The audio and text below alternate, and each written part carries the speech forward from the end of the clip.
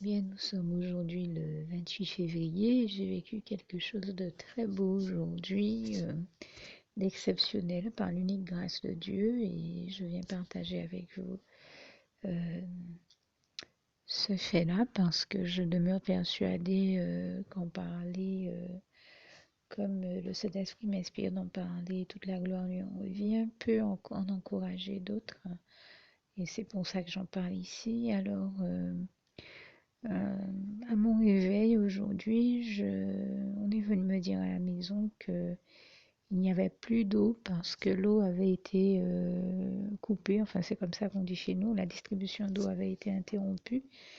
Donc,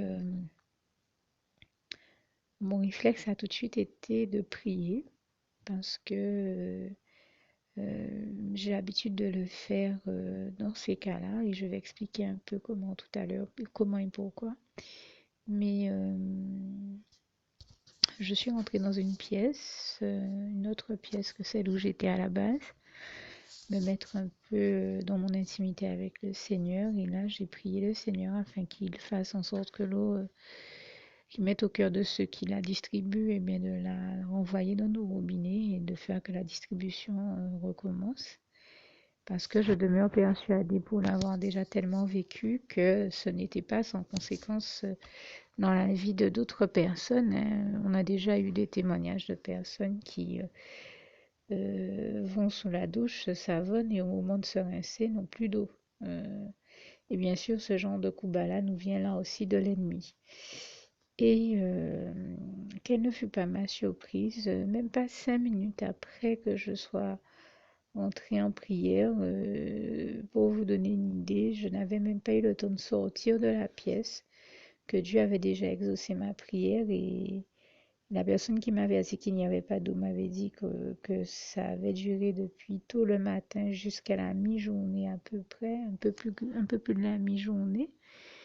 Et, euh, et malgré ça, bon, il n'y avait pas eu de solution en amont, mais au moment où vraiment quelques minutes seulement après que j'ai fait la prière, le Seigneur l'a exaucé, je lui en rends grâce et gloire, et il a fait en sorte que l'eau soit à nouveau distribuée, revienne dans nos robinets, pardon. Je dis vraiment toute la gloire en revient à Dieu, à Jésus, à son Saint-Esprit, que je remercie et glorifie ici vivement et sincèrement, vraiment du fond du cœur, parce que ça m'a beaucoup touchée, puisque Dieu m'a mis à cœur justement de penser à tous ceux qui vivaient des situations du type de celle dont je parlais tout à l'heure, où l'ennemi attaque les gens par le biais de l'eau et je sais que ça peut paraître surprenant à beaucoup de personnes, mais il existe hein, bel et bien ce que l'on appelle un esprit des eaux, un esprit qui relève du diable, qui s'appelle esprit des eaux. Et l'une des fois où on s'est rendu compte que c'est réel, c'était une fois où avec mon petit frère, on était devant la télévision à regarder un, un reportage, vous savez, du type de... C'était une émission télévisée, mais c'était un magazine du type des magazines qui passent souvent le dimanche, comme 7 à 8, envoyé spécial ou 66 minutes chrono sur M6 ou ailleurs, hein, mais des émissions un peu comme justement l'émission qui s'appelle Reportage du même nom hein, sur TF1. En fait, c'était une émission comme ça. C'était un reportage, enfin, c'était un magazine d'investigation et cette fois-là, c'était justement sur la police et un voyou avait été appréhendé, arrêté et mis en garde à vue. Et au moment de son interrogatoire, le policier qu'il a reçu dans son bureau lui a demandé quelque chose du genre déclamez vos noms et prénoms, s'il vous plaît, monsieur, qui êtes-vous? Et là, au lieu de répondre, je ne sais pas, moi je m'appelle Paul Tartampion ou autre chose, il a répondu je m'appelle Esprit des eaux et je suis composé de plus de 2 millions de gouttes d'eau. Et là, je vous assure que mon petit frère et moi, on a fait un bond sur le divan parce qu'on s'est dit mais qu'est-ce que c'est que ça encore? Quand même, il faut le vent pour le croire. Et j'espère que ça aura éveillé les consciences de bon nombre hein, d'être tombé sur un tel documentaire. En tout cas, nous, des années plus tard, on se remet encore. Parfois, je dis ça un peu pour rigoler, mais c'est quand même fort de voir quelqu'un qui, au lieu de dire ses noms et prénoms, vous répond: Je m'appelle Esprit des eaux et je suis composé de plus de 2 millions de gouttes d'eau. Je vous assure que mon frère et moi, on s'est regardé dans le blanc des yeux et là, on s'est dit: Ok, bon, ben, c'est quand même fort d'entendre ça. Et je lui ai tout de suite dit: Eh bien, ça vient.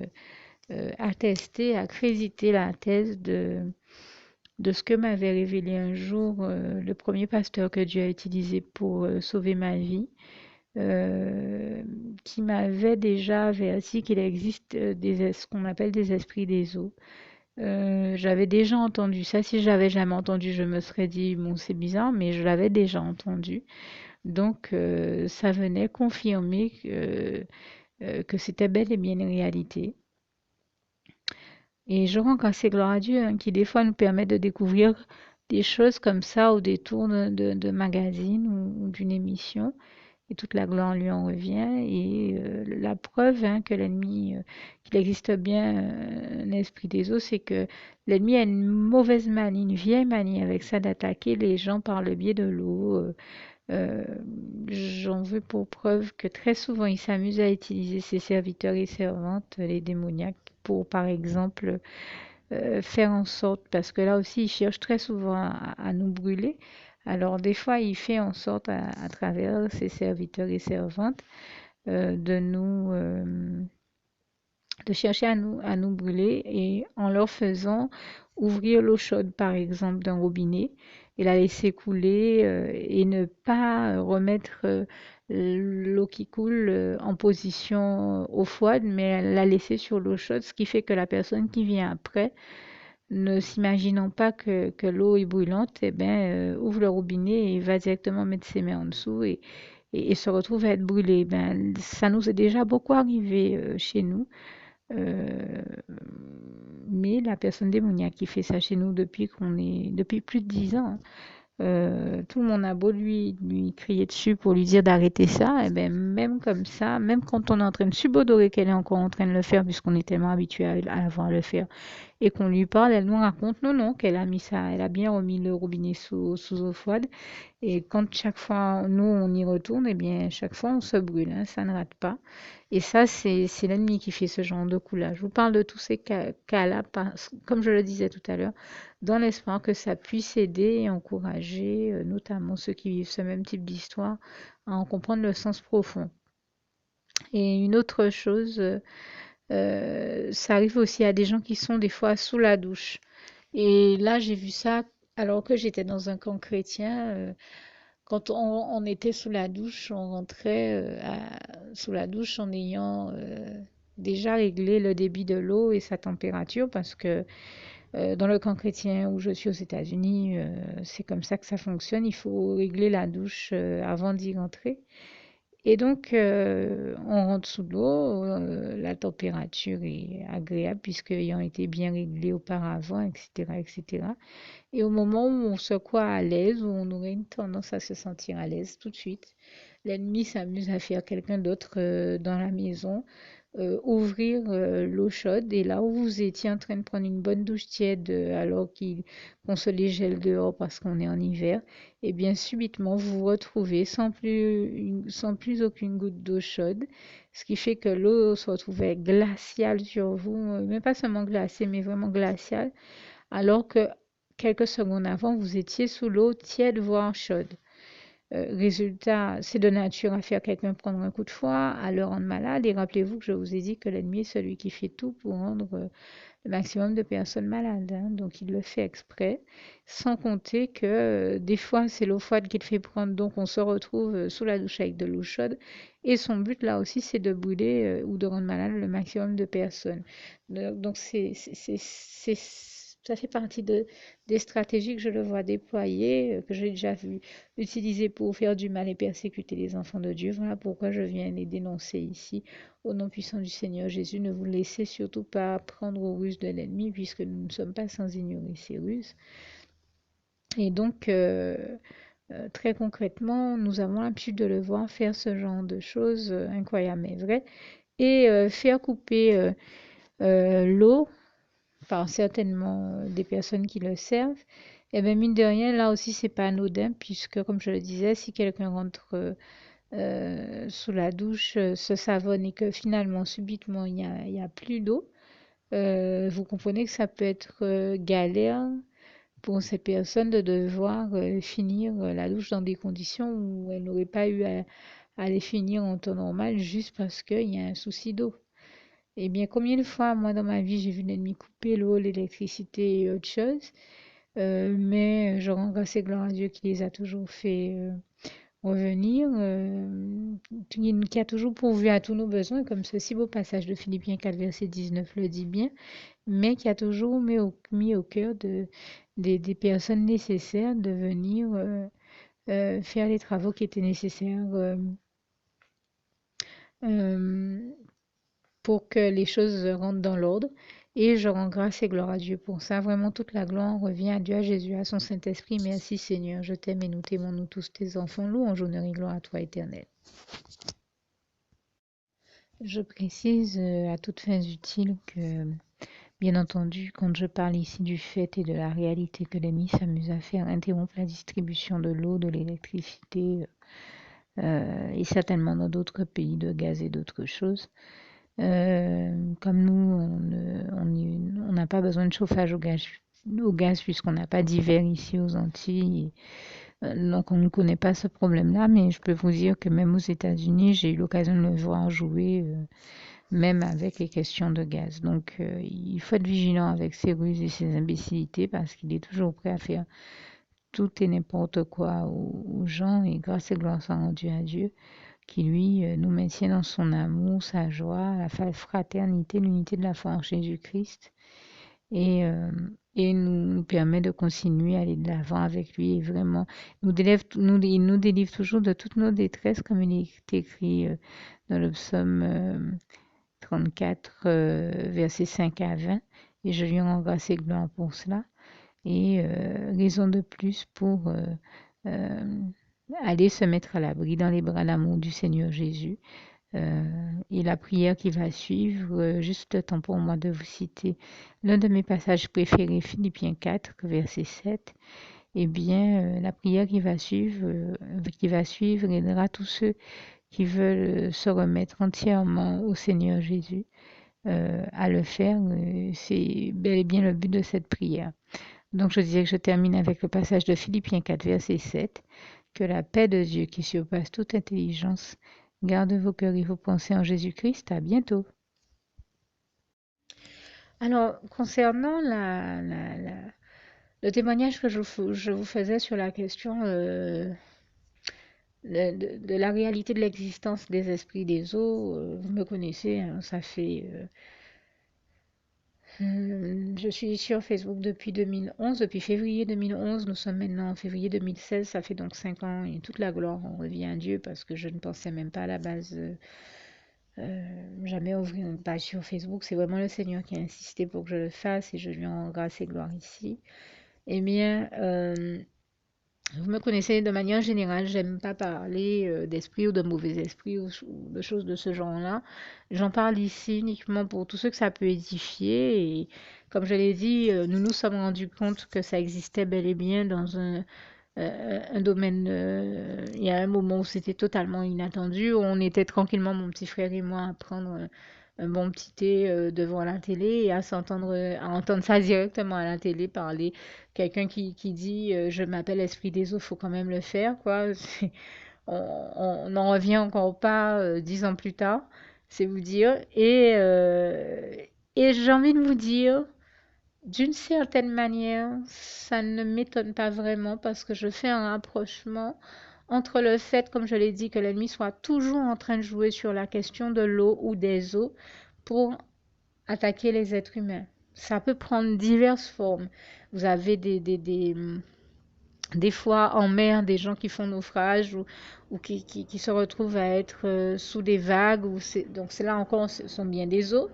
Je vous ai donné l'exemple de ce qu'il fait, comment il embête les gens quand ils sont sous la douche ou même quand ils ouvrent un robinet. Mais il fait encore pire, même après la douche. Et j'ai tenu à rajouter cette précision-là aussi pour tous ceux qui vivent cette réalité et que ça peut encourager d'entendre ce témoignage de quelqu'un qui vit la même chose qu'eux, pour qu'ils se rendent compte qu'ils ne sont pas fous. C'est pas eux qui ont un problème, c'est bien l'ennemi qui est fou et qui a un problème. Le seul fou dans l'histoire, c'est l'ennemi et c'est aussi lui le seul responsable, coupable, blâmable et condamnable de toutes ces choses-là, puisqu'il est le seul à les provoquer et à provoquer des problèmes avec et à provoquer toutes les situations problématiques de nos vies et comme il l'a toujours fait tout au long de l'histoire de l'humanité. Et il attaque très souvent les chrétiens, les êtres humains.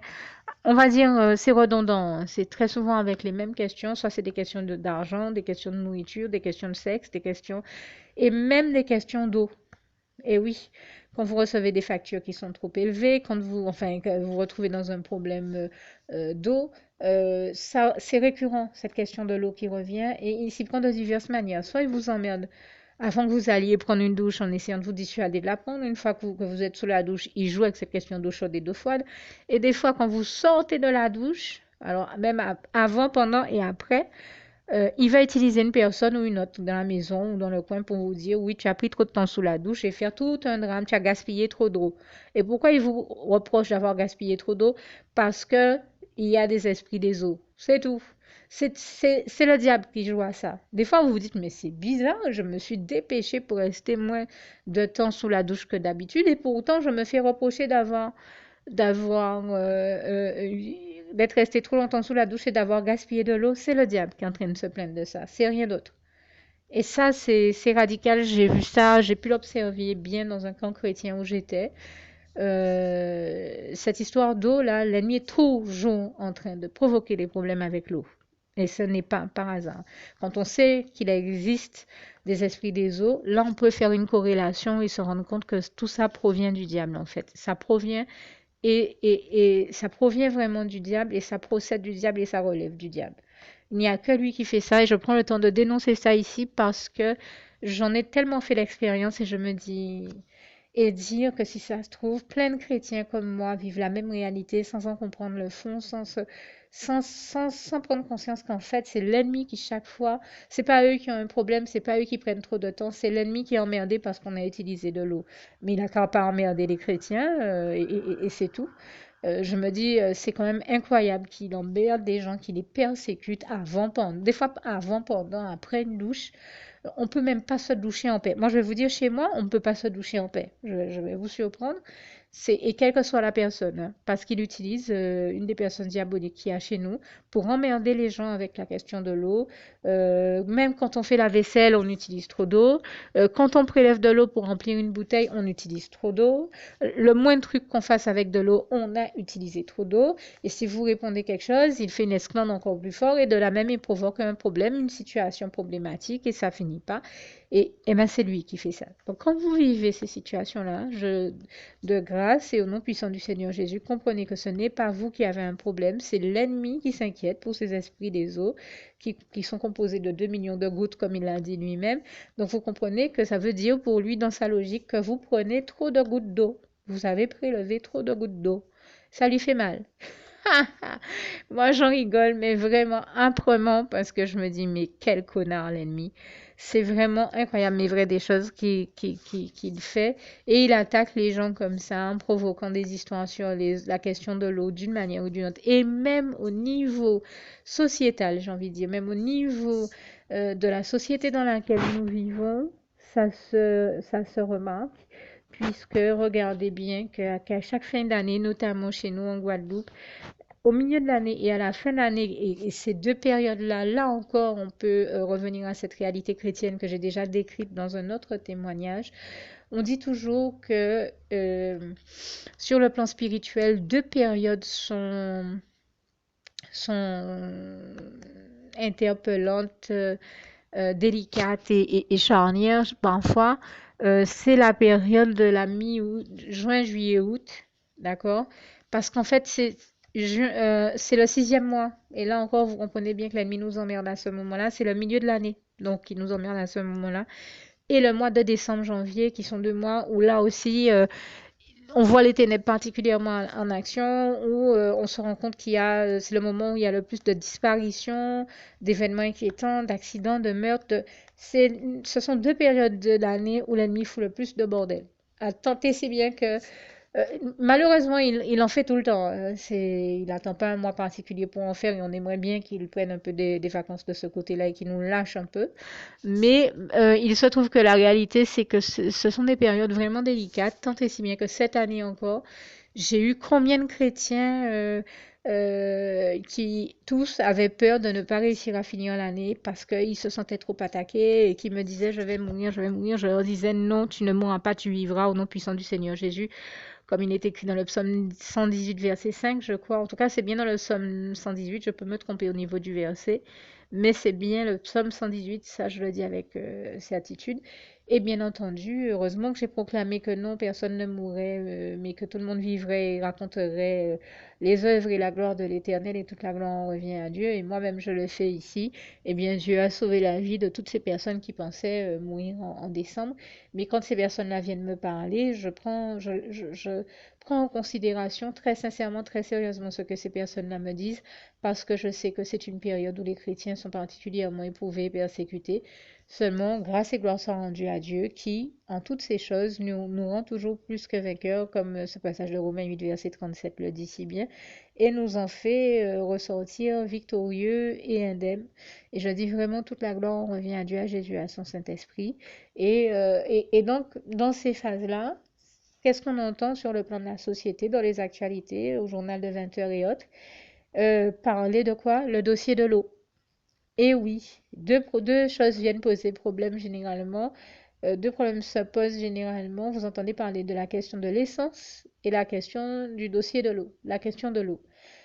Donc l'ennemi attaque et provoque, là aussi sur le plan même de la structure de la société, des débats autour de l'eau, que ce soit en fin d'année, en décembre, et on a entendu ça en décembre de cette année, l'année d'avant aussi chez nous en Guadeloupe, mais que ce soit vers le mois d'août ou, comme je vous disais, juin, juillet, août, des fois un petit peu plus longtemps dans le temps, mais c'est le moment où là aussi, on entend à nouveau parler de la question de l'eau, du dossier de l'eau. Pourquoi? Parce que le mois d'août et ces mois-là, ce sont les mois les plus chauds généralement chez nous de l'année.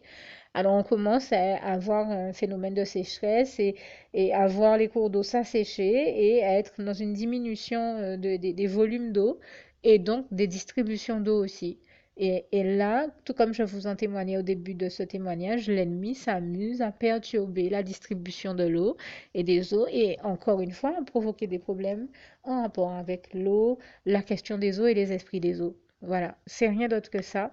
Je tenais vraiment à témoigner de cette réalité-là. Ça peut paraître fou quand on n'est pas informé de ça ou qu'on n'a pas reçu d'enseignement sur la question, et pourtant c'est bel et bien une réalité qu'on vit. Ces questions récurrentes, que ce soit chez nous dans nos domiciles, par le biais desquelles, en rapport avec l'eau, par le biais desquelles l'ennemi vient perturber la paix du Christ qu'il y a dans nos foyers, dans nos domiciles, ça provient de l'ennemi. À pas pour monde qui n'y pon problème, c'est pas quelqu'un qui a un problème, c'est l'ennemi qui génère un problème, qui provoque le problème et qui le crée là où il n'existait pas en amont, en venant se plaindre qu'on a utilisé trop d'eau ou en venant se plaindre avec des questions en rapport avec l'eau. C'est lui qui fait ça par rapport aux esprits des eaux. C'est aussi simple que ça. Et eh bien, la chose que ça m'inspire de vous dire, c'est bien sûr, soyez encouragés, ne vous découragez pas et ne laissez surtout pas l'ennemi vous culpabiliser avec des questions en rapport avec les eaux, mais envoyez-le paître chaque fois que vous le voyez faire ça. Ne le laissez pas vous emmener dans des débats, et j'ai envie de dire des débats d'idées interminables qui font rien que d'autres que les trois quarts du temps dégénérer en situation problématique, puisqu'ils cherchent à semer la zizanie, la division dans nos relations, que ce soit fraternelle, chrétienne ou amicale, amoureuse ou autre. Et il le fait notamment en parlant de la question des eaux. Donc, ne laissez pas l'ennemi vous entraîner dans ces délires-là, dans son délire, puisqu'il est fou. Et ne le laissez pas vous faire tomber dans son piège, ni vous amener à vous culpabiliser. Vous dites tout simplement à la personne qui est en face de vous que le débat est clos. Parce qu'il faut fermer la bouche de l'ennemi, que l'ennemi se taise chez nous et dans nos foyers au nom puissant de Jésus. Il faut fermer la bouche de l'ennemi dans ces cas-là, qui vient soulever des problèmes qui en fait n'existent même pas, ce qui sont des problèmes que lui, il crée, qu'il génère. Ne tenons pas compte de ce délire-là, et maintenant que nous savons que ça procède du diable, que ça provient du diable, et que c'est lui qui joue à ça pour échauffer les esprits et provoquer des problèmes et des situations problématiques. Ne le laissons pas gagner, ne le laissons pas nous entraîner dans un débat d'idées inutilement. Et changeons de sujet s'il le faut, mais trouver un moyen de couper court à son entreprise, de venir vous voler votre paix dans votre foyer.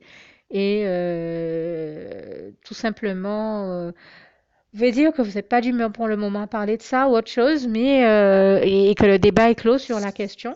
Mais je vous assure que c'est un biais par lequel il s'amuse à faire à susciter des problèmes tellement longtemps que ça vaut même pas la peine de répondre dans ces cas-là, ni de, comme je le disais, rentrer dans un débat d'idées, parce que quel que soit ce que vous direz, la personne que l'ennemi va utiliser pour vous reprocher des choses en rapport avec l'eau sera persuadée d'avoir raison. Et même si vous essayez même de lui démontrer la réalité par A plus B, elle n'y croira très certainement pas, puisque nous savons déjà comment il est difficile de faire admettre aux autres la vérité. Et peut-être même que vous-même qui écoutez mon témoignage ici, vous avez du mal à vous rendre compte que c'est vrai. Quand on n'a pas encore vécu ça, pris conscience de ça, expérimenté ça, on a du mal à s'en rendre compte. Mais je vous assure qu'avec le temps, vous vous rendrez compte que je disais une vérité. Et toute la gloire en revient à Dieu, à Jésus, à son Saint-Esprit qui nous dit en Jean 8, verset 32, vous connaîtrez la vérité vous affranchira. Merci Seigneur Jésus, toi qui es la vérité, comme il est écrit en Jean 14, verset 6, Jésus-Christ est le chemin, la vérité et la vie. Merci Seigneur Jésus, toi qui es la vérité, pour toutes les délivrances, libérations et prises de conscience que tu amènes dans nos vies pour nous bénir. Louange, honneur et gloire à toi, éternel, mon Dieu Jésus, d'amour, Saint-Esprit. Merci pour toutes ces bénédictions et pour toutes ces grandes bénédictions que sont la délivrance, la prise de conscience, ces véritables libérations dont tu nous bénis. Merci Seigneur pour cela. Et bien entendu, je crois que la meilleure chose que je puisse faire ici pour vous encourager et vous dire ici toute la solidarité avec vous dans laquelle je me sens, c'est de vous proposer de faire deux prières. Hein. Quand vous vivez ces situations, vous demandez au Seigneur Jésus, Seigneur Jésus, délivre-moi de cette attaque, de toute attaque de l'ennemi, et merci de ramener ta paix, un climat de paix, d'amour, de joie dans mon foyer, plutôt que de me laisser vivre une ambiance dégradée par les œuvres destructrices et les méfaits de l'ennemi et tout ce qu'il est en train d'essayer de faire chez moi pour me voler ma paix. Donc la paix du Christ dont tu me bénis, nous savons comment nous avons tellement besoin de la paix du Christ. C'est tellement important que je vais justement ici, donc quand vous avez terminé la prière, et vous, ici je l'ai dit avec mes mots, mais n'hésitez pas à y rajouter vos mots à vous. Et quand vous avez fini votre prière, vous dites bien sûr, c'est au nom puissant du Seigneur Jésus que j'ai fait cette prière. Et très important, encore plus important que cette prière-là, la seconde prière que j'aimerais vous inviter à faire, je la rajoute dans quelques secondes, le temps pour moi de terminer, puisque j'ai parlé de la paix du Christ, avec au moins deux passages qui nous parlent de la paix, où Jésus, hein, notamment Jean 14, verset 7, nous parle de la paix. Et si c'est Jésus-Christ qui nous parle de sa paix, bien sûr, il s'agit bel et bien de la paix du Christ. Donc Jean 14, verset 27, très beau passage où le Seigneur Jésus nous dit, je vous donne ma paix, que votre cœur ne se trouble point, je vous donne ma paix, je ne vous la donne pas comme le monde la donne. Mais Jésus, lui, quand il nous donne la paix, c'est une réelle paix intense qui nous conduit à vivre le bonheur de la véritable sérénité dans ses bras d'amour et je lui rends grâce et gloire. Cette sérénité, cette qualité de paix et de sérénité dont nous avons tant besoin pour survivre à ce monde cruel. Et un autre des passages de la parole de Dieu qui démontre bien que c'est avec Jésus qu'on peut expérimenter la sérénité, c'est celui d'Ésaïe 30, verset 15. N'hésitez pas un tout petit peu plus bas à lire également un passage cher à mon cœur qui est très beau, celui d'Ésaïe 30, verset 18, qui là, lui, ne parle pas de paix, parle plutôt de justice, mais qui, je crois, pour ceux qui ne le connaîtraient pas, est très important de toujours garder dans un coin de son cœur, parce que la question de la justice est chère au cœur de Dieu et à nous aussi chrétiens, puisque l'ennemi s'amuse à toujours tout faire pour essayer de nous faire vivre des injustices. Et bien, grâce et gloire soient rendues à Dieu, qui nous délivre toujours de toutes les injustices et situations problématiques problématiques que l'ennemi provoque dans nos vies. Et j'en veux pour preuve que l'un des très beaux passages qui nous démontre cette réalité-là là aussi, c'est le passage du psaume 34, versets 5 à 20, notamment au verset 18 à 20, où il est écrit: Le malheur atteint souvent le juste, mais l'Éternel l'en délivre toujours, et je lui en rends grâce et gloire ici. Et termine, puisque je parle aussi de Dieu, avec ce si beau passage qui est aussi le souhait de mon cœur pour vous, qui est cher à mon cœur et qui est aussi le souhait de mon cœur pour vous, celui de Philippiens 4, verset 7. Que la paix de Dieu qui surpasse toute intelligence garde vos cœurs et vos pensées en Jésus-Christ. À bientôt. Alors pour toutes celles et ceux qui ne l'auraient jamais encore fait auparavant, je partage avec vous ici la prière par le biais de laquelle le Seigneur Jésus m'a sauvé la vie et vous invite tout simplement à lui ouvrir vos cœurs, à être sincère avec lui dans ce que l'on va dire ici, puisque si Dieu me met à cœur de partager avec vous cette prière, tout comme il le fait toujours avec chacun de nous, c'est tout simplement parce que Dieu nous a sauvé la vie, m'a sauvé la vie et nous a sauvé la vie à tous, hein, tous ceux qui partageons avec les autres cette prière, et que nous l'avons vu nous faire tellement de bien, nous donner tellement d'amour, nous combler de bonheur dans les bras d'amour de Jésus, et bien que nous souhaitons au maximum de personnes d'aller aussi au paradis et de connaître le bonheur des bras d'amour de Jésus ainsi que d'être sauvés par lui. Mais bien entendu, pour être sauvé, encore faut-il prendre le temps de demander à l'être et d'accepter donc le Seigneur Jésus-Christ comme son sauveur personnel, ce qui est ici l'objet de cette prière.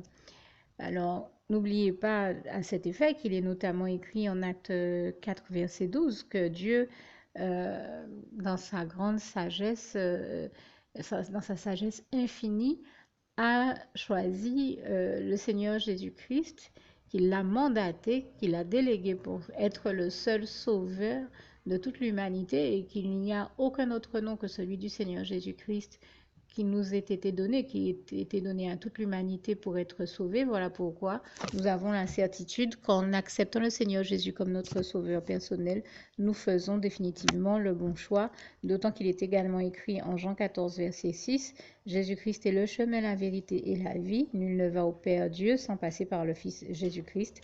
Voilà pourquoi nous devons donc adresser au Seigneur Jésus la prière qui suit. Donc Seigneur Jésus-Christ, n'hésitez pas donc à dire cette prière à haute voix en vous mettant bien entendu dans un lieu où vous savez que vous pouvez prier en toute sérénité. Donc Seigneur Jésus-Christ, je t'accepte aujourd'hui comme mon sauveur personnel, moi un tel, vous dites votre nom et votre prénom. Et je te demande aussi, Seigneur, vraiment de continuer à veiller sur moi et sur ma vie. Je remets d'ailleurs toute ma vie entre tes mains, éternel mon Dieu, Jésus d'amour, Saint-Esprit, puisque tu en es le Créateur. Je remets cette vie entre tes mains, je te la donne puisqu'elle t'appartient, puisque tu l'as créée.